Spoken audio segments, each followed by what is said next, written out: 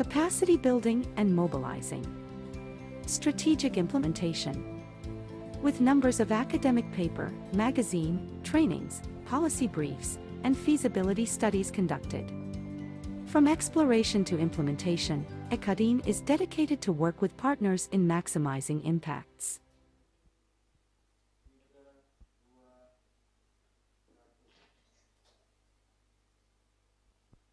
G20 atau Group of 20 atau kelompok 20 adalah suatu forum ekonomi global yang dapat dikatakan sangat penting karena di dalam G20 ini membahas isu-isu penting dunia, mostly itu adalah isu keuangan, ekonomi, dan juga mengkoordinasikan beberapa kepentingan yang disepakati, beberapa hal yang menjadi kepentingan bersama. Nah, kenapa G20 ini penting? Karena G20 ini menyatukan antara negara maju dan negara ekonomi maju dan juga negara berkembang utama dunia di dalam satu forum. Negara-negara G20 jika digabungkan itu atau itu mewakili dari sekitar 80% GDP global, 60% populasi dunia, dan 75% perdagangan global. Nah, di tahun ini G20 tahun 2022 akan diselenggarakan di Indonesia. Indonesia sebagai tuan rumahnya. Bagaimana Indonesia dapat memaksimalkan kesempatan ini untuk dapat sebesar-besarnya mencapai national interest Indonesia, khususnya di bidang energi yang saat ini sangat penting dan juga menjadi perhatian dunia. Oleh karena itu, saat ini di diskusi ini kita langsung saja mendatangi nih Pak ya, mendatangi Ketua Satgas G20 di sektor energi dari Kementerian Energi dan Sumber Daya Mineral, Bapak Yudo Priadi. Sebelum kita memulai diskusi ini, kita saksikan dulu yuk video profil ECADIN berikut ini. Energy Academy Indonesia, ECADIN, is a knowledge hub, research, and sharing platform on current research directions, industrial developments, and regulations, in and outside Indonesia in the energy sectors and sustainability concerns. We connect and work closely with global and national energy stakeholders to embrace a transformational approach aimed at unlocking potentials to grow towards a sustainable future. Founded in 2017, our activities range from joint research, technology and business forum, capacity building and mobilizing, strategic implementation. With numbers of academic paper, magazine, trainings, policy briefs, and feasibility studies conducted. From exploration to implementation, ECADIN is dedicated to work with partners in maximizing impacts.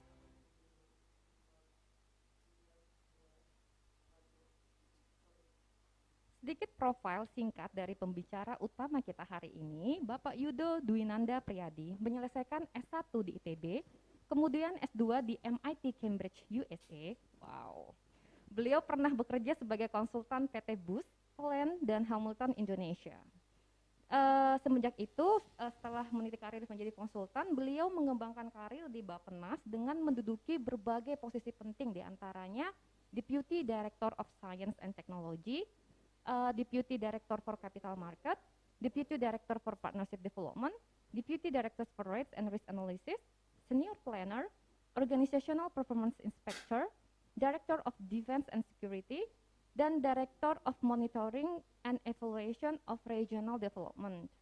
Dan saat ini beliau menjabat sebagai staf ahli Menteri Energi dan Sumber Daya Mineral bidang perencanaan strategis dan juga sebagai Ketua Satgas G20 dari Kementerian Energi dan Sumber Daya Mineral. Nah, hari ini selain ada Pak Yudo, kita juga ada Mbak Novita sebagai diskusan kita hari ini. Mbak Novita Putri Rudiani adalah seorang dosen hubungan internasional di Universitas Pertamina dan juga sekaligus sebagai peneliti di ECADIN. Beliau menempuh pendidikan S1 dari Hubungan Internasional Universitas Airlangga dan S2 di jurusan Hubungan Internasional dan Organisasi Internasional di Universitas of Groningen, Netherlands. Sejak S1, Mbak Novita ini sudah sangat aktif melakukan penelitian baik di level nasional maupun internasional. Nah, itu tadi profil singkat kita, narasumber kita Pak Yudo dan juga discussion kita Mbak Novita. Sebelum kita memulai diskusi ini, saya mau mengingatkan sedikit bahwa kita akan bagi-bagi voucher GoPay senilai masing-masing 3 voucher, masing-masing 100.000 rupiah untuk 3 penanya yang terbaik. Jadi baik peserta dari Zoom maupun YouTube, dimohonkan kalian untuk mengetik pertanyaan kalian sebanyak-banyaknya. Siapa tahu kalian yang beruntung mendapat voucher senilai 100.000 tersebut. Kemudian saya juga ingin mengingatkan untuk para peserta baik di Zoom dan YouTube untuk dapat mengisi daftar hadir, karena dari daftar hadir tersebut kita akan mengirimkan e-sertifikat yang akan dikirimkan ke email kalian masing-masing selama 7 hari kerja dari acara ini dilaksanakan. Dan juga yang terakhir, kami mohon maaf ada sekitar 287 peserta nih Pak yang hadir yang ingin mengikuti acara kita hari ini, tapi sayang Zoom Ekadin hanya bisa menampung 100 peserta. Jadi diarahkan bagi peserta-peserta lain yang tidak bisa masuk dalam Zoom, silahkan untuk mengakses acara ini melalui YouTube Ekadin dan YouTube saya Dwi Pratiwi. Jualan dikit ya Pak. Oke, jadi nih Pak, kita nih langsung aja nih Pak memasuki diskusi kita ini. Udah banyak yang nungguin nih Pak diskusi hari ini. Nah Pak Yudo, kita langsung aja. G20 ini kan penting banget ya Pak perannya untuk Indonesia, untuk semua negara yang terlibat, bahkan apalagi Indonesia sebagai tuan rumah G20 ini. Indonesia juga mengangkat topik utamanya yaitu energy transition ya Pak, sesuai banget sama national interest kita. Nah Pak, Indonesia sebagai negara yang masih didominasi dengan penggunaan bahan bakar fosil untuk pemenuhan energinya, bagaimana Indonesia membawa isu energi transisi ini ke forum G20 nanti Pak?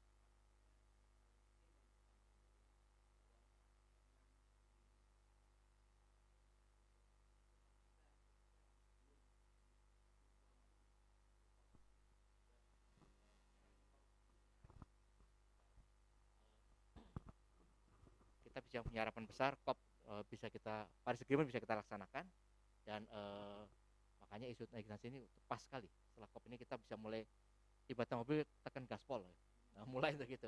Kita ajak semua negara G20 untuk kita bisa bersama-sama mempercepat, mengakselerasi energi transisi di global ini.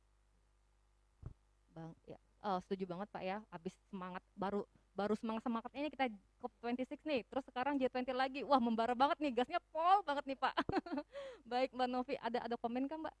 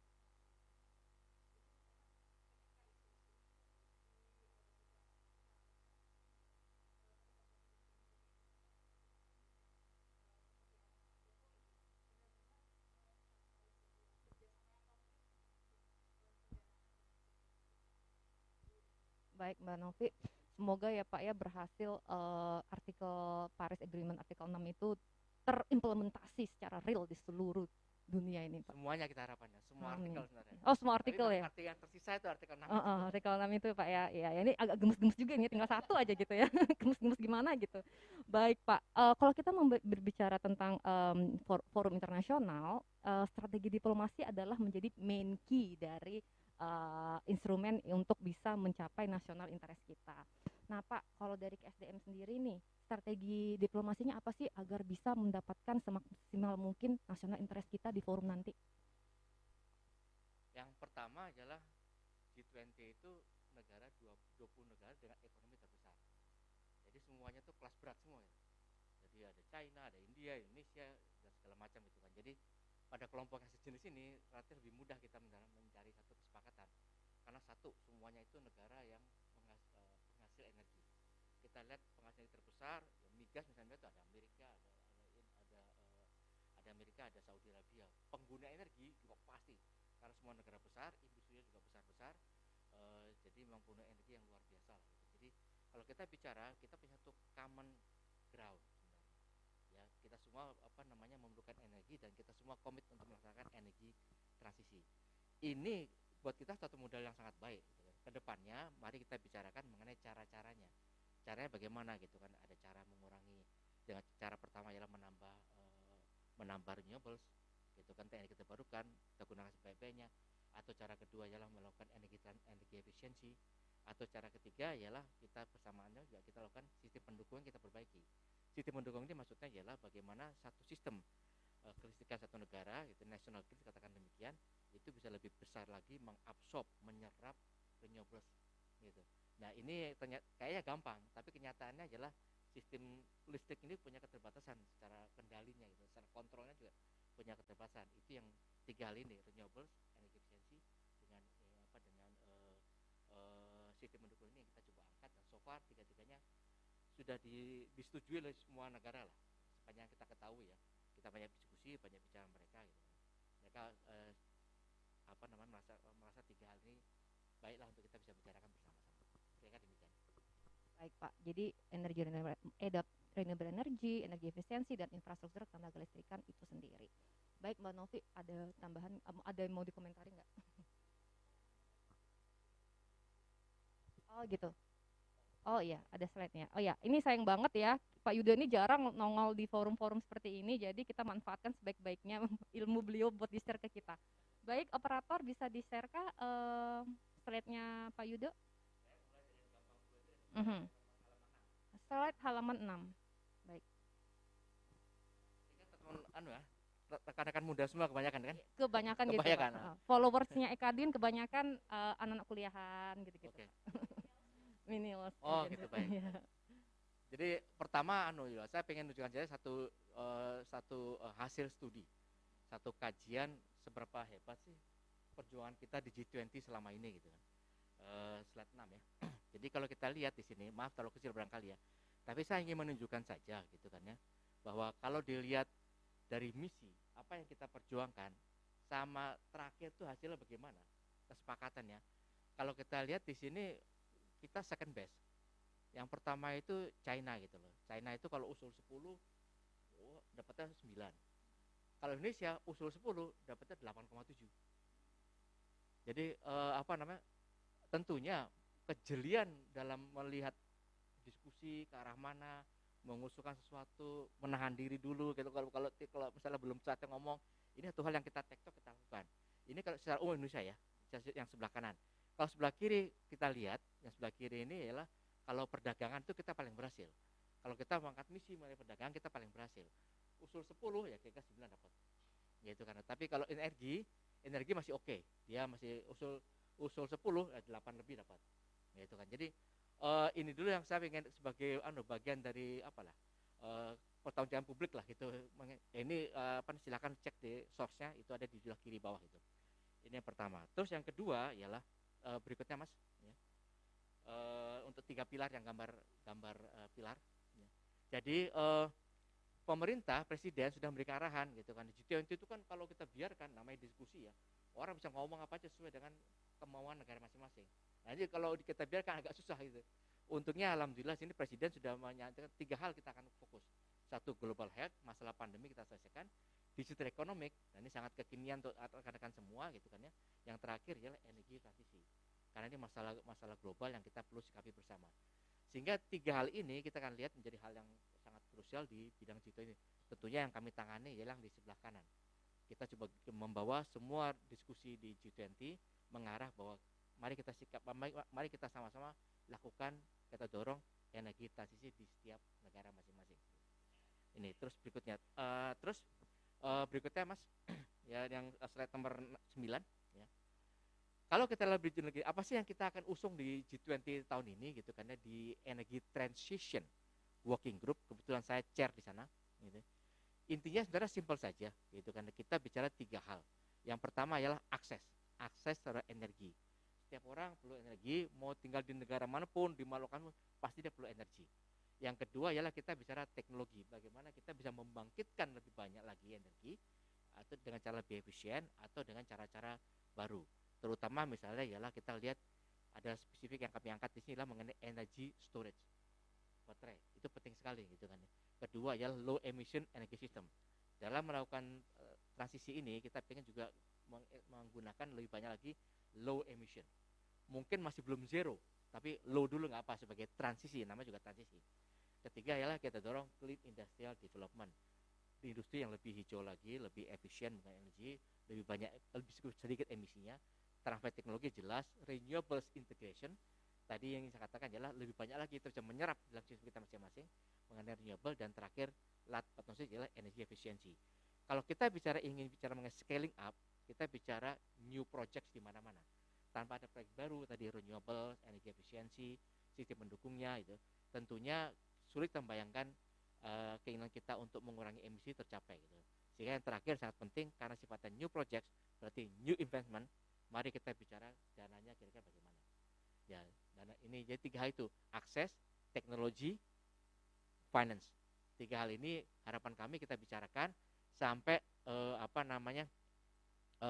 kita inginnya mencapai satu achieving global deal untuk mempercepat, karena waktu pas betul sekarang nih, mempercepat energi transisi.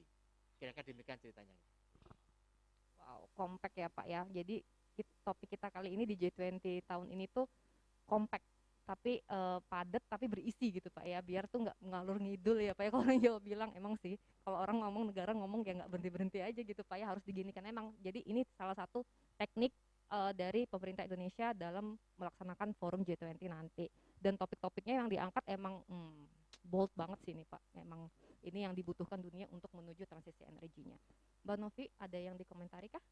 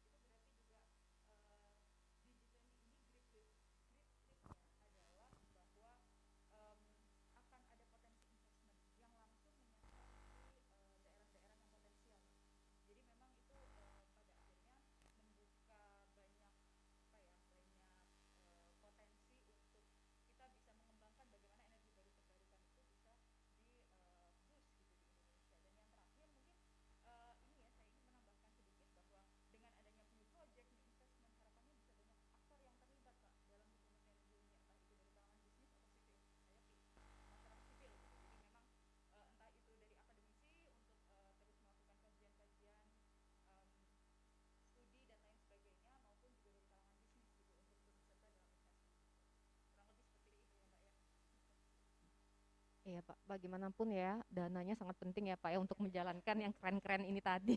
Ujung-ujungnya dana juga, ya betul banget.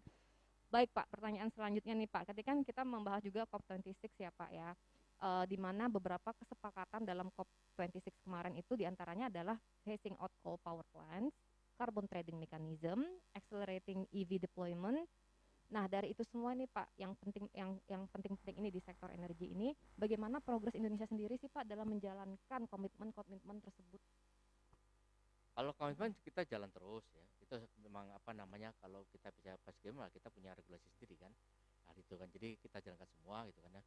Eh, dengan perkembangan dari saintifik yang terbaru ya, itu kan kalau kita bicara di Paris Agreement itu ada sasaran derajat kan ya, antara ya well below 2 degrees gitu kan ya, atau pursue target ke arah 1,5 derajat gitu kan ya. Jadi memang ada perkembangan terus dari segi saintifik yang terus akhirnya mendrive diskusi-diskusi di berbagai macam forum, terutama di COP itu kan ya, yang ingin supaya tolong dong ini upaya kita lebih kencang lagi gitu kan ya. Nah, memang kalau kita bicara upaya lebih kencang untuk mengurangi emisi secara sederhana ya, dari pengalaman saya itu Indonesia termasuk beruntung. Beruntungnya kenapa? Karena kita punya hutan yang luas gitu kan ya. Kalau negara-negara yang punya hutan luas, Indonesia, Brasil, Amerika, USA, Kanada, Rusia gitu kan, biasanya dia memang lebih opsinya tuh lebih banyak. Opsinya untuk kita bergerak tuh lebih banyak karena kita punya hutan yang bisa menyerap karbon gitu kan. Kita juga punya mangrove gitu kan. Tapi kalau bayangkan negara-negara kecil misalnya di Eropa yang mereka nggak punya ini, kalau mereka ingin mengurangi emisi, remnya itu ibarat cuma satu, energi. Nah gitu. Nah ini jadi variasi ini juga kita mainkan juga. Pasti ada perdebatan. Tapi makanya kita mengusung, kalau kita kembali tadi itu ada kalimat widest variety of technologies. Kebetulan negara-negara besar punya sumber daya banyak gitu kan. Indonesia contohnya, kita juga nggak mau terikat hanya pada solar saja, ada pada angin saja atau gitu. Kita ini. Nah coba saya ingin ke slide nomor 16 kalau boleh. Nah ini gambaran saja dari Grand Strategi Energi Nasional ya, GSEN ya. Di slide 16 ini ketahuan ini, contoh aja nih ya, angkanya nanti bisa berubah ya, ini living document ya, tapi ini yang bisa saya sharing kesepakatan di Grand Strategi Energi Nasional adalah look at this ya, ada yang kuning semu-semu hijau, ini adalah solar, matahari gitu. Karena praktis kalau kita lihat di legend itu ya, ada tidal, solar, hydro, geothermal, gas, hydrogen, pump storage, nuklir, wind, segala macam. Jadi kita juga masih punya fossil fuel, masih tergantung juga fossil fuel. By all means kita juga negara produsen dan eksportir daripada batu bara gitu kan ya. Tapi kalau kita lihat kita bergerak ke arah yang lebih renewable sini. Jadi dan semua ini Mbak berdua yang tadi saya katakan ialah ini it means new project. Ya, kita akan gunakan sebaik-baiknya di forum G20 itu, kita kenalkan pada dunia, look kita punya skenario. Ya, kita punya skenario dan apa namanya akan banyak project di sini, kita attract mereka untuk bisa masuk. Yang pertama itu kan skenario dulu. Kalau punya skenario orang, oh kita bisa masuk di mana nih gitu. Saya masuk ke hidrogen, saya masuk ke geothermal, saya masuk di Indonesia yang paling banyak ternyata matahari. Nah, betul kita negara tropis. Gitu kan. Betul kita negara tropis gitu kan ya. Nah, jadi dengan begini kita bisa memberikan gambaran singkat pada orang-orang semua. Kita memang punya banyak, we call it the widest variety of technology. Sekali lagi agak berbeda kalau negara yang sumber daya sedikit gitu kan, fokus pada tertentu, negara kecil gitu kan, itu agak berbeda. Tapi ini kembali tadi ialah bahwa hal ini yang kita coba sampaikan kepada banyak pihak juga, kita juga ngomong hal ini kepada banyak orang gitu kan ya. Enggak cuma saya, banyak teman-teman dari KSG juga demikian, teman-teman Eden juga demikian gitu kan. Tapi ini yang kita coba tunjukkan bahwa kita agak berbeda dengan negara lain. Beruntung kita, Anda masuk di mana kita punya kok gitu kan. Ibarat demikian gitu kan. Iya Pak. Jadi ini yang terpenting ya Pak ya, saat ini Kementerian Energi dan Sumber Daya Mineral tuh udah ready dengan skenario-skenarionya, tinggal eksekusi aja ya Pak ya. Dan ini nih sudah perencanaannya sampai tahun berapa itu? Aduh ketutupan tuh. Sampai tahun 2060 ya Pak ya. Karena Presiden di September lalu sudah mencanangkan kita akan mencapai net zero emission di 2060 or sooner. Kalau kita berusaha sendiri, kita mencapai 2060. Itu bukan era saya, era Anda semua yang di sini gitu kan. Tapi kalau misalnya dibantu oleh international community, ujung-ujungnya kita bicara mengenai dana juga gitu ya, tentunya kita bisa lebih cepat lagi. Mhm. Iya, mudah-mudahan ya Pak ya bisa lebih cepat. Jadi juga eranya Bapak juga masih bisa merasakan energy transition-nya yang keren banget ini, yang kayaknya nih aduh renewable. Mostly ya Pak ya renewable semua ini Pak ya. Memang Mhm. arahnya ke sana. Inilah energi Mhm. transisi versi Indonesia. Iya, keren keren. Baik Mbak Novi, ada yang mau dikomentari kah? Baik, kalau saya malah ini tadi daripada menanggapi mau ingin bertanya lagi karena mumpung ada Pak Yuda Mhm, sendiri. mhm. Nah, Pak, Silahkan karena Mbak. ini rencana penyediaan tenaga listrik ini sudah begitu apa ya matang gitu, di data-data dikumpulkan, dipersiapkan dan segala macam. Sebenarnya untuk negara-negara G20 sendiri ada target khusus nggak untuk sebaran energi ini? Ada misal tadi yang solar, kemudian ada geothermal itu di negara-negara G20. Kalau dari pihak KSDM sendiri, negara mana yang ingin disasar untuk melancarkan diplomasi energi ini? Yang paling pokok tentunya G7. Oh, ini negara-negara yang apa namanya top of the cream lah gitu kan ya. Jadi kalau kita bicara minuman tuh yang atasnya busa-busanya itu paling atas gitu kan ya. Nah ini ya betul betul ini kan. Pengen nyebut merek nggak boleh ya. Nggak boleh. Nah jadi G7 ini negara-negara industri yang paling besar di dunia. Tentu mereka yang secara matang secara teknologi, matang secara industri, matang pula tentunya sistem perbankannya dan segala macam gitu kan ya. Jadi ini 7 negara ini pasti jadi rebutan semua negara lah. Jika kita bagaimana kita menyayangi mereka ya kita tunjukkan kita punya rencana, kita tunjukkan bahwa di Indonesia ini kita jadi tuan rumah tahun G20 ya sangat baik kan kita punya forum yang kita bisa buat sebagai publikasi juga ibaratnya demikian. Dan apa namanya terutama nanti G7 Mbak. G7 itu yang kalau kita bicara mengenai ini ya. Tapi di luar G7 juga ada yang menarik misalnya UAE gitu kan menarik kan UAE gitu mereka sudah invest yang di Cirata 145 megawatt gitu kan floating gitu contoh kan itu kan juga out of box juga gitu ya kan Cirata itu teman-teman yang muda kalau misalkan Anda perhatikan ya itu dam yang super super multiguna itu kan ya dipakai untuk irigasi dipakai untuk fish farming kita lihat kan dipakai untuk wisata dipakai untuk PLTA energi terbarukan dipakai juga sekarang floating untuk energi lagi terbarukan floating solar gitu kan ya PLTS terapung jadi look at this kita punya contoh yang ekstrim gitu. Bagaimana kita menggunakan sumber daya itu begitu maksimal sebenarnya tinggal kita piara di catchment area di atasnya gitu kira demikian ya. Baik. Ada lagi dilanggapi lagi kan Mbak? Sudah. Baik. Keren banget sih emang Cirata Pak. Gak sabar pengen main ke sana kalau Pak Yudo ngajak. Baik Pak, pertanyaan selanjutnya nih. Membahas teknologi yang penting untuk menjaga temperatur bumi 1,5 degree di atas pre-industrial level, yaitu kita bahas ada teknologi CCS dan CCUS, yaitu carbon capture storage atau disebut atau carbon capture utilization and storage. Nah, KSDM melalui Dirjen Migas kemarin saya baru baca juga artikelnya bahwa ini ya Pak yang menjalin fokus kerjasama yang akan kerjasama dengan Jepang dalam untuk mengembangkan CCUS di Indonesia. Nah, Indonesia sendiri ini Pak nanti di G20 nanti adakah negara mana sajakah program kerja sama ini akan dikhususkan ditargetkan apakah ke Jepang itu aja juga atau mau ke G20 juga G7 juga atau yang lain-lain juga Pak? Apa hal-hal yang akan ditekankan oleh KSDM untuk mencapai kesepakatan kerjasama terkait CCUS ini Pak?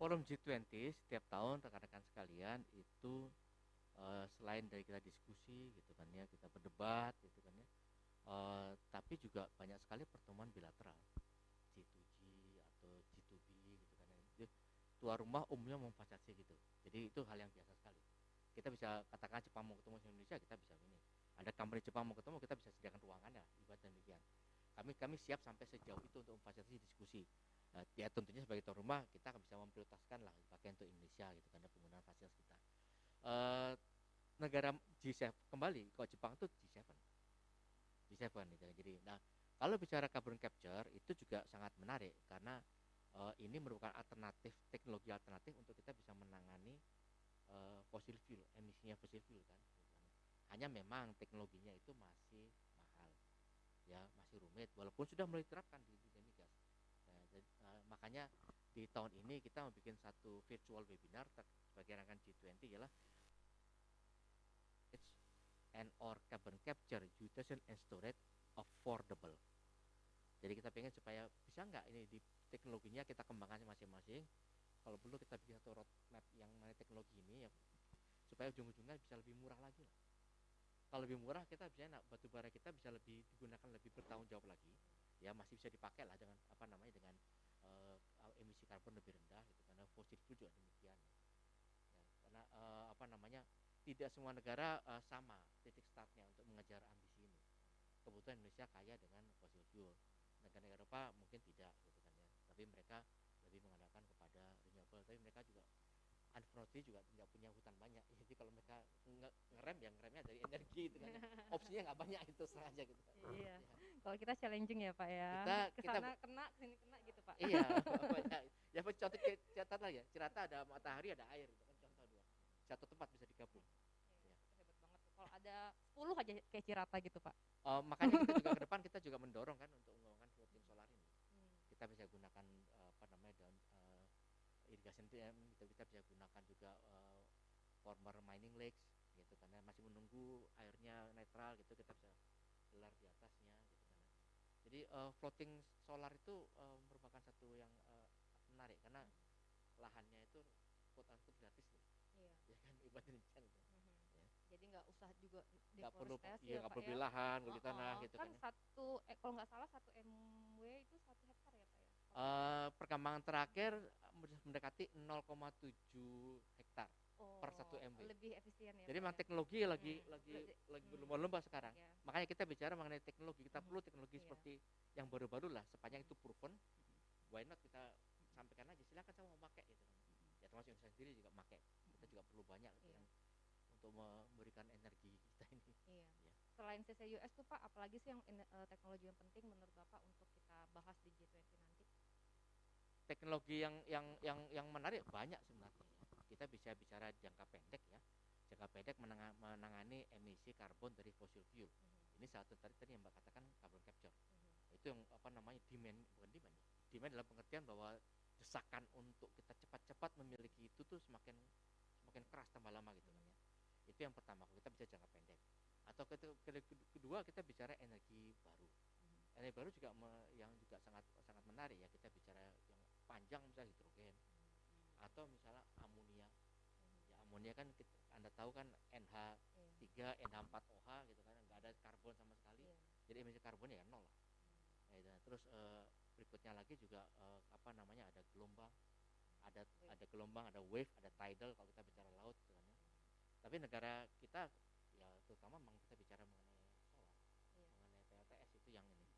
Hanya yang perlu juga anda yang teman-teman yang muda, technically ini kerumitannya ada, makanya kita bicara sistem pendukung. Kalau kita bicara matahari itu kira-kira untuk iklim Indonesia itu rata-rata 5 jam setiap hari, jam 10 pagi sampai jam 3 sore. Satu hari 24 jam, 19 jam lagi dari mana energinya untuk listrik yang harus tiap detik nyala gitu kan. Jadi sehingga kalau kita lihat dari apa namanya dari Indonesia tiga time zones gitu kan ya, kita perlu mikir betul-betul nih bagaimana sebaik-baiknya manajemennya masuk ke dalam sistem masing-masing yang cuma kira-kira 5 jam setiap hari rata-rata. Jadi membahas juga lagi infrastruktur tenaga listrikannya. Persis. Mumpuni nggak nih gitu ya Pak ya. Jadi banyak banget nih PR Indonesia untuk menuju energi transisi ya Pak ya. Pendukungnya itu penting. Penting banget, nggak boleh ketinggalan. ketinggalan. Nggak memperhatikan itu. Gimana sih caranya? Kita punya bangkit cuma 5 jam setiap hari, udah 24 jam lah. Gimana caranya? Itu masalah engineering itu. Itu masalah teknis yang ada yang muda akan mengalami itu your challenge terutama itu. Iya, Pak. Pada masanya nanti itu. Baik, terima kasih Pak. Mbak Novi ada komentar kah? Jadi mungkin kalau dari penjelasan Pak Yudo tadi saya ingin mengembalikan lagi ya pada prinsip diplomasi energi Indonesia yang ada di dalam G20 ini, bahwa fokus pembahasan energi ini pada akhirnya balik lagi ke 3 hal Mbak Dwi.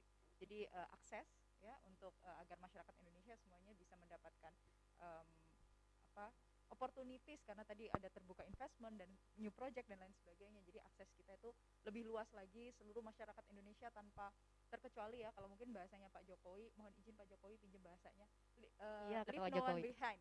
Jadi tidak ada yang tertinggal gitu. Jadi untuk akses seperti itu. Kemudian teknologi juga kita mengembangkan sehingga emisi karbon itu bisa ditekan semaksimal mungkin. Jadi target-target terkait dengan zero emission dan lain sebagainya itu bisa lebih cepat.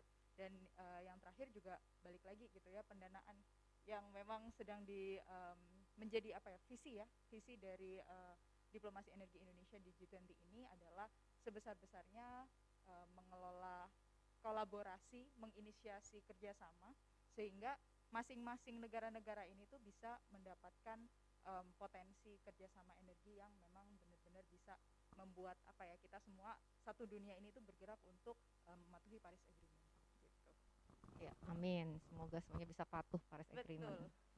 Baik, saya sedikit mengingatkan lagi bagi para peserta hadirin, baik yang di Zoom maupun yang di YouTube, untuk jangan lupa mengisi absensinya ya, karena kami akan mengirimkan e-sertifikat kalian melalui email yang ada di daftar absensi tersebut, kurang lebih 7 hari kerja setelah acara ini dilaksanakan. Dan jangan lupa untuk mengetik sebanyak-banyaknya pertanyaan kalian, karena siapa tahu kalian yang beruntung mendapatkan voucher GoPay senilai Rp100.000. Saya juga mau sih. Baik Pak, selanjutnya nih, ketika berbicara tentang pendanaan transisi energi kita tidak bisa lepas dari konteks investasi dan carbon tax. Bagaimana KSDM mengawal diskusi terkait kedua hal ini Pak, untuk mencapai kesepakatan yang tentunya banyak memberikan manfaat bagi Indonesia? Carbon tax sebentar lagi akan berlaku sesuai undang-undang HPP ya, masih peraturan perpajakan itu per 1 April sudah akan berlaku. Gitu. Jadi tarifnya ya masih tarif yang tarif pertama lah, perdana lah. Perdana gitu. Ya Pak ya. Murah, murce ya Pak. Begitu kan. Gitu. Tapi paling tidak kita melihat bahwa ini sudah pemerintah sudah mulai serius sekali lah. Kalau satu negara sudah memasukkan karbon ini di perpajakan, nah itu berarti sudah serius banget mereka. Sudah nggak bisa mundur lagi lah, demikian lah. Itu yang pertama gitu. Yang kedua sendiri tentunya kalau yang paling krusial juga mengenai pendanaan untuk proyek. Nah proyek ini yang sifatnya investasi, kita juga selain dari swasta ya B2B atau dari bank gitu, atau dari financial institution, kita juga pengen mendorong terutama dari filantropi. Nah filantropi ini sekarang banyak. Anda Pak. mungkin pernah dengar kan namanya Gates Foundation. Iya, ya saya tahu itu Pak. Saya teman saya itu. Persis. Nah kami juga di sini ya. Kami juga lapor terbuka di sini kan kebetulan kami yang di sini saya yang ikut rapat pertamanya sebagai set event dari UNGA, UN General Assembly gitu kan ya. Kita sudah dengan ada menteri-menteri dari berbagai negara, kebetulan saya mewakili Pak Menteri. Itu kita bicara dengan namanya Rockefeller Foundation dan IKEA Foundation dan UNC for All, ya. Standard Energy for All. Dan mereka sudah kirim surat ini ke Indonesia untuk bisa membantu. Tapi despite dari itu ya ada beberapa lagi upaya ke arah green fund. Ya, green fund ini pendanaan yang lebih katakan lebih murah, lebih cocok untuk mendorong upaya yang seperti ini ya. Itu kita sedang betul-betul kita buka ke depannya. Ada beberapa misalnya untuk geothermal kayak Mbak ya. Yaitu geothermal sudah dapat misalnya untuk GREM, untuk PISP ya. Silakan di browsing untuk PISP sama GREM ya gitu. Jadi itu melihat bahwa kita juga menggunakan green fund dikelola oleh PT SMI gitu ke sana multi infrastruktur. Ke depan kita pengen juga mendorong hal seperti ini gitu. Dan paling tidak dari Rockefeller sudah mulai ada surat resmi pada pemerintah. Kita akan bantu minta untuk masalah apa aja gitu. Nah, harapan kami ke depan untuk pendanaan nih filantropi ini juga semakin banyak berkembang. Dan untuk kelas berat itu enggak uangnya banyak loh. Ternyata gitu kan. Mereka juga kelompok orang kaya yang juga punya komitmen. Kalau Anda juga browsing di di internet juga ngeliat Bill Gates sudah kirim surat pada presiden minta coba dibantu pertemuan di sana. Ya, mereka Amazon ya Earth Fund kayak gitu kan ya. Dan company ini juga ini ngomong ringan aja ya. Amazon itu juga kalau bikin data center mereka ingin data center itu 100% dari renewable. Kalau konsekuensinya mereka membangun sendiri pembangkitnya mereka oke. Dan itu sudah dibicarakan kalau mereka mau bikin data center di Indonesia, mereka pengen seperti itu. Even mereka bangun sendiri nggak masalah, karena mereka komitmennya. So pada masanya anda semua ke depan kita bisa ngelihat komitmennya akan tambah banyak, ya kan? Pemasang rooftop Indonesia terbesar sekarang sama Coca-Cola, karena ya soda itu kan CO2, ya kan? Gitu kan? Nah jadi Danone juga mulai 3 megawatt, Coca-Cola 7,2 megawatt. Ke depan green industry ya atau mungkin masih belum green betul ya, tapi mereka sudah melakukan offset, sudah mulai berupaya untuk mengurangi dengan menambahkan penggunaan renewable, itu pasti akan berkembang. Dan demand itu pelan-pelan sudah ada, dan seperti kemarin kita juga memulai satu inisiatif bersama dengan USA namanya CEDI, cek aja CEDI, Clean Energy Demand Initiative ya. Jadi industri sudah mulai bersatu, bersuara semakin lantang untuk meminta listrik mereka itu lebih banyak lagi dari renewable. Nah ini di era anda semua yang, nah itu mesti pemerintah harus menyikapi juga perkembangan zaman seperti ini. Jadi teman-teman tuh pesannya Pak Yudo, yuk mari kita berlomba-lomba menuju ke energy transition, belajar mengenai energi bersih karena demand ke depannya untuk energi bersih itu besar banget. Perusahaan-perusahaan global aja seperti Amazon, Microsoft dan Facebook juga ya Pak ya, Tesla itu semuanya udah mau cuman green aja, gue maunya nggak mau yang lain gitu ya Pak ya. Jadi ya kita semua di sini sumber daya alamnya juga, sumber daya manusianya juga harus mengikuti. Mbak Novi adakah komen? Iya, berarti ini memang G20 ini pada akhirnya membuka kesempatan buat industri ya. Jadi yang saya awalnya saya sempat pesimis Pak, karena banyak sekali kan energi yang dibutuhkan oleh industri, apalagi ketika mereka bertransisi menggunakan energi baru terbarukan, itu akan production cost-nya akan naik gitu. Tapi ternyata memang di sini ambisinya untuk beralih ke renewable energy itu juga tinggi gitu. Jadi oleh karenanya momentum ini memang bersama-sama, jadi antara baik itu masyarakat sipil, kemudian pemerintah dan juga industri, itu semua harus punya kesempatan, punya wadah untuk berkolaborasi dalam mendorong transisi energi ini gitu. Iya, kurang lebih gitu Mbak Novi, makasih.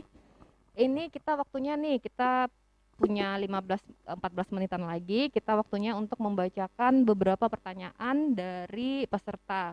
Yang dari Zoom aja ini ada 44 pertanyaan nih Pak, ada banyak nih. Jadi kita kayaknya nggak bisa menjawab satu-satu ya Pak ya, belum lagi yang di YouTube. Jadi ini dipilihkan oleh panitia.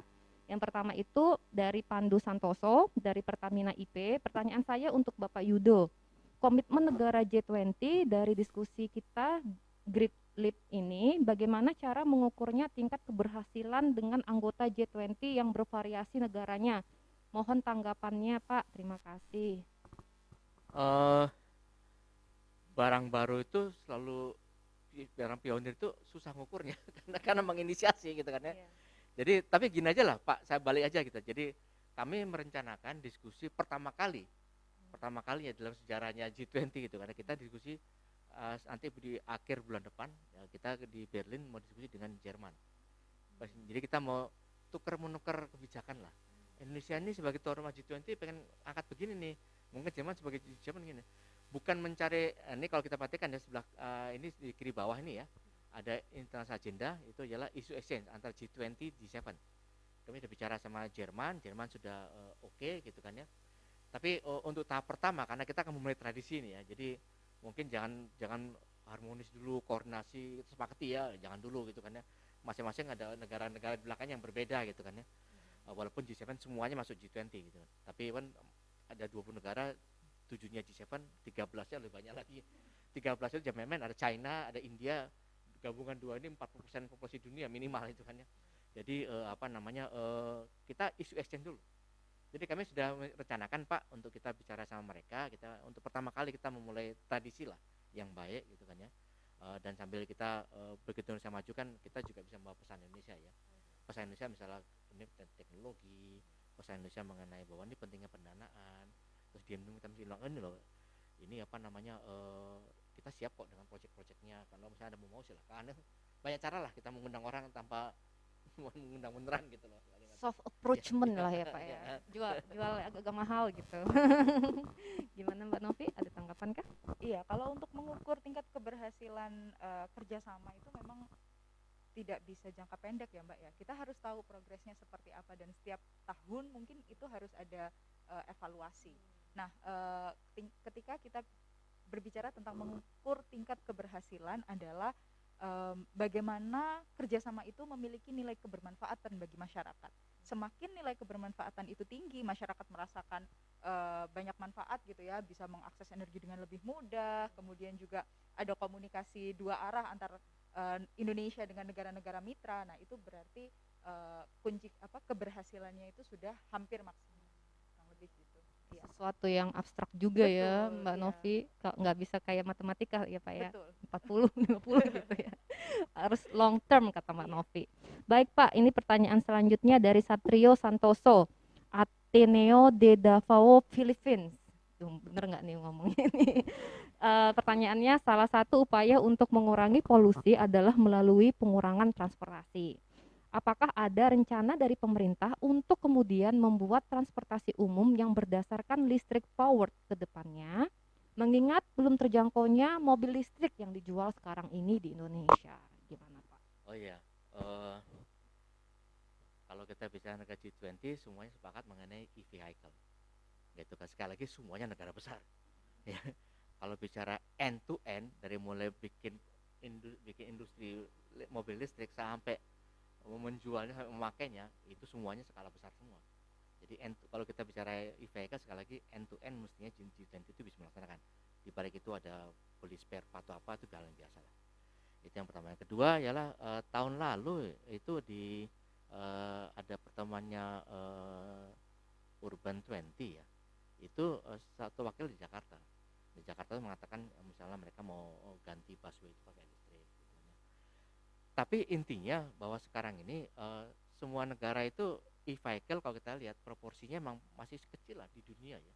Tapi semua negara komit akan pelan-pelan akan meningkatkan mengenai e-vehicle ini gitu. Baik.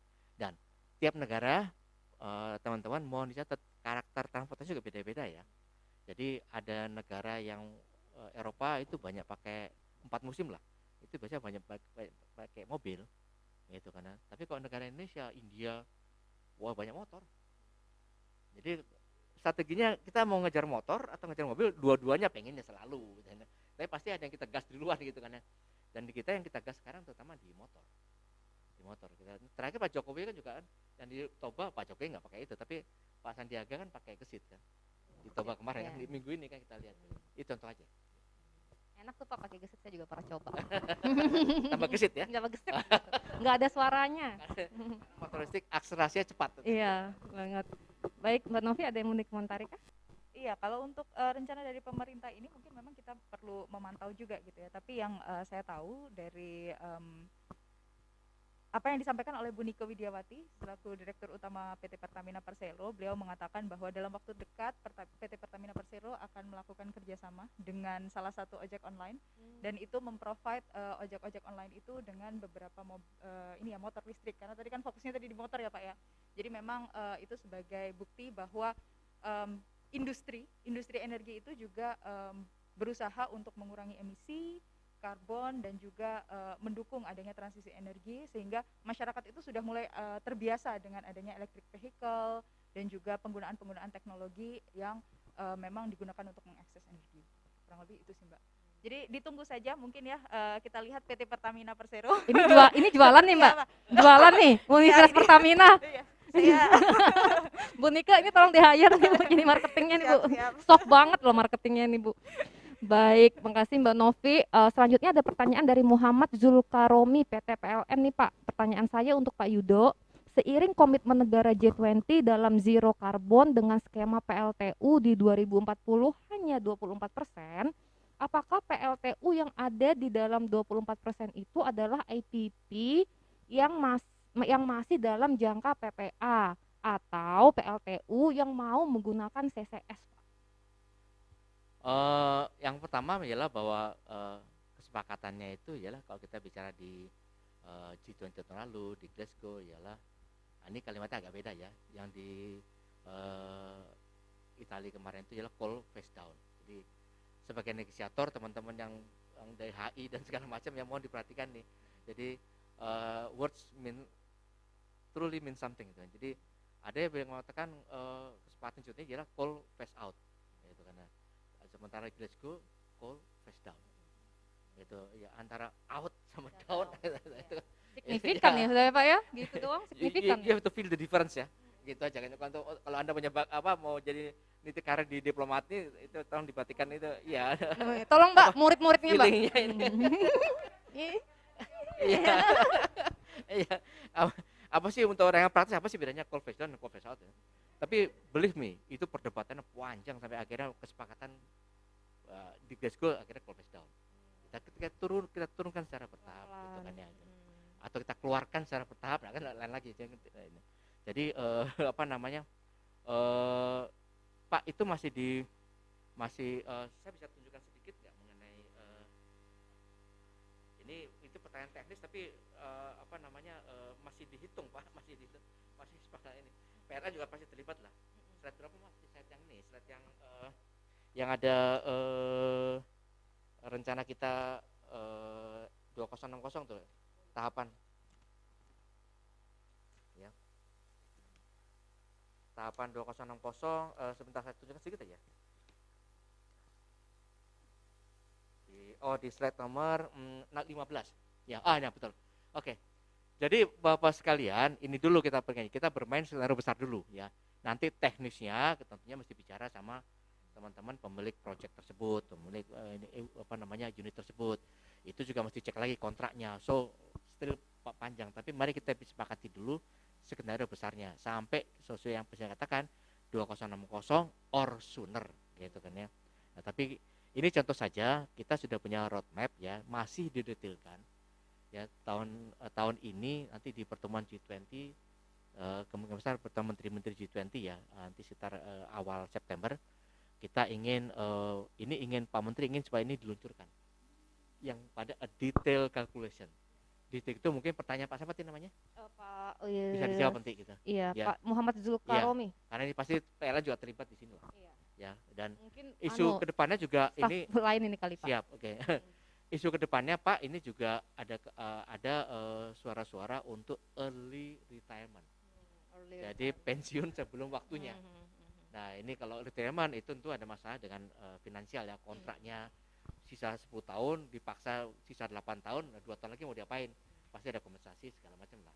Ada kontrak yang bayar siapa tuh Pak? Nah justru itu makanya gitu kan ya. Tapi kalau kita kembalikan esensi pada Paris Agreement ya, Paris Agreement, dan ada satu pada forum-forum COP itu ada kesepakatan bahwa negara maju mau mendukung pendanaan ke negara-negara berkembang. Nah ini yang mesti dikejar terus nih, betul negara maju ini. Kejar terus Pak, jangan sampai lepas tuh Betul. Pak. Yang baju merah jangan sampai lepas Pak. Betul. Amerika maksudnya. Baik Pak, ini pertanyaan terakhir nih Pak. Karena waktu kita udah mepet banget nih, nggak terasa ya Pak ya, itu seru banget nih ngobrol sama Pak Yudo. Dari Koordinator Energi PII, kesiapan Indonesia untuk carbon trading maupun percepatan EBT dan juga net zero emission.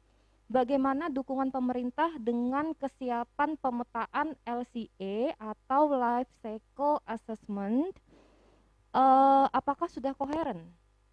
Waduh, ini pertanyaan insinyur betul nih. Iya, ini seru banget nih. Saya juga insinyur Pak, tapi ada detail sekali. Oke, saya coba yang pertama. Maklum Pak, anak muda masih. Yang pertama ialah bagaimana dukungan pemerintah dengan kesiapan pemetaan LCA? Yang pertama bukan itu. Yang pertama kan mengenai carbon trading. Oh ya, kesiapan Indonesia trading, untuk Pak, sudah carbon ada trading. aturannya kan, NEK nilai Perpres nilai ekonomi karbon NEK. Jadi saya pikir tahun ini sudah siap dilaksanakan lah. Ya, gitu kan. Untuk isu perdagangan karbon antar negara, nah ini lain Pak. Sekali lagi mohon dimaklumi ialah kesepakatan di Glasgow-nya baru artikel 6 tadi baru dicapai di awal November lalu. Jadi sekarang ini lagi diskusi panjang untuk layer by layer untuk masalah internasional carbon trading ini, mencari satu yang koheren di dunia ini, bagaimana sih perdagangan karbonnya gitu kan ya. Jadi memang antar negara ini isunya harus harus ditekuni betul lah, karena ya contoh sekarang aja untuk aplikasi Peduli Lindungi sama negara-negara lain kan juga harmonisasinya kan juga agak lama kan gitu kan ya. Tapi ya apalagi carbon trading yang sifatnya bisnis itu tentunya. Tapi kita untuk dalam negeri sudah ada regulasinya Pak. Ini. Yang kedua LCA saya perlu tanya yang status terakhir ke teman-teman dari Pak yang nangani ini mungkin di EPDKI mungkin LCA ya. Nanti coba saya tanyakan Pak ya. Iya. Saya nggak tahu update dengan perkembangan terkini. Terlalu detail banget ya Pak ya untuk. Oh enggak juga, tapi ini penting. Life cycle itu satu hal yang kalau insinyur pasti perlu ini lah. Insur pakai barang apapun juga dia akan ngitung ini kira-kira berapa lama saya bisa pakai ya. Oh, harus dihitung segitunya ya Pak Ya ya? bukan, paling nggak punya feeling. Paling nggak punya feeling. HP ini 3 tahun, habis itu kan nggak kecap lagi dengan perkembangan WA terbaru dan Iya. segala macam. Saya juga nih Pak udah nggak cocok mau iPhone 13. Gimana nih life cycle-nya udah nggak Biru gitu ya. lem biru ini harus. Itu contoh bentuk simpel lah daripada life cycle lah. Itu itu suatu bidang ilmu tersendiri di engineering itu. Iya. Oh gitu. Saya bukan engineering sih Pak. Baik Pak. Mbak Novi adakah mau dikomentari terakhir Mbak? Iya. Kalau closing statement Pak, Bapak dulu atau Bapak dulu closing statement Pak. Kita udah jam 2 pas. Teman-teman sekalian, yang pertama tentunya kami mohon doanya lah. Ini forum sangat penting, mengangkat betul harkat derajat negara Indonesia dalam forum internasional, mengangkat betul bahwa ini loh kita punya skenario mengenai mengenai energi transisi dan kita ngajak negara lain. Ini loh proyek-proyek kita akan ada gitu kan ya. Tapi tiap negara tentu akan bicara yang sama ya. Jadi kita saling atraktif lah sama lain gitu kan ya. Jadi ini yang kami mohon support dukungan doanya dari Anda semua, itu yang pertama. Yang kedua tentunya kalau kami sangat berharap juga mulai sekarang ini isu yang sangat global. Kalau Anda muda gitu karena ini masih panjang sekali. Look, skenario kita itu sampai 2060. Anda mungkin sudah jadi kakek pada masa itu gitu kan ya. Jadi ini akan mewarnai hidup Anda terus sampai ke depan dan komitmen ini yang harus konsisten dijaga generation by generation gitu kan ya. Nah, yang ketiga tentunya kami juga ingin bahwa upaya kita bersama ini betul-betul bisa membawa kebaikan untuk negara ini, untuk merah putih kita semua ini. Demikian. Mbak Novi ada yang closing statement? Silakan. Iya, kalau untuk closing statementnya ini ingin menegaskan lagi ya bahwa ini merupakan Great Leap. Jadi G20 ini merupakan forum penting bagi Indonesia dalam melaksanakan diplomasinya secara umum maupun secara energi ya. Jadi diplomasi energi gitu. Dan dalam hal ini Indonesia itu dari dulu sudah dikenal sebagai the wise man. Jadi negara yang punya banyak kerabat, punya banyak inisiatif gitu ya. Jadi tingkat bargaining position atau posisi tawar Indonesia di level internasional itu bagus gitu. Nah, oleh karenanya ketika menjabat sebagai presiden G20 ini diharapkan kita juga bisa melaksanakan prinsip-prinsip kebijaksanaan itu dalam mengimplementasikan diplomasi energi Indonesia, dan juga prinsip-prinsip kebijaksanaan itu didasarkan pada nilai masyarakat Indonesia itu sendiri ya. Saya nyontek catatan saya dulu. Jadi pengelolaan sumber energi yang selaras dengan kelestarian lingkungan, karena tadi berkaitan dengan menekan emisi, kemudian juga pemanfaatan sumber energi, terutama energi baru terbarukan yang efektif dan efisien, dan yang penting itu adalah digunakan untuk sebesar-besarnya kemakmuran rakyat. Kemudian penguatan lintas sektoral baik secara vertikal maupun horizontal, karena tadi ada masyarakat sipil terlibat, bisnis juga terlibat gitu, dan yang terakhir adalah adanya hubungan timbal balik yang saling menguntungkan antara Indonesia dengan negara-negara mitra. Jadi itulah kenapa kemudian diskusi ini namanya adalah Great Leap untuk diplomasi energi Indonesia. Baik, terima kasih Mbak Novi. Nggak terasa nih Pak, udah 1 jam lebih dikit gitu Pak ya. Kami dari Ekadin mengucapkan terima kasih sebesar-besarnya Pak atas ketersediaan Bapak, waktunya yang sibuk banget ini untuk hadir dalam acara eksklusif sharing kita mengenai G20 ini.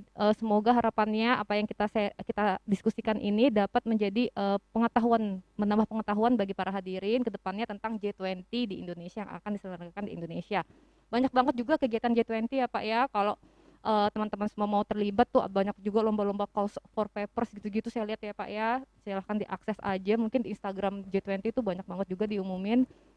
Dan tentunya harapannya semoga G20 2022 di Indonesia berjalan dengan lancar, sukses, smooth semuanya, national interest Indonesia tercapai. Amin, amin, amin, ya robbal alamin. Baik, saya Dwi Pratiwi, host eksklusif sharing kita hari ini. Kami pamit undur diri, sampai ketemu di sharing-sharing knowledge berikutnya. Bye-bye.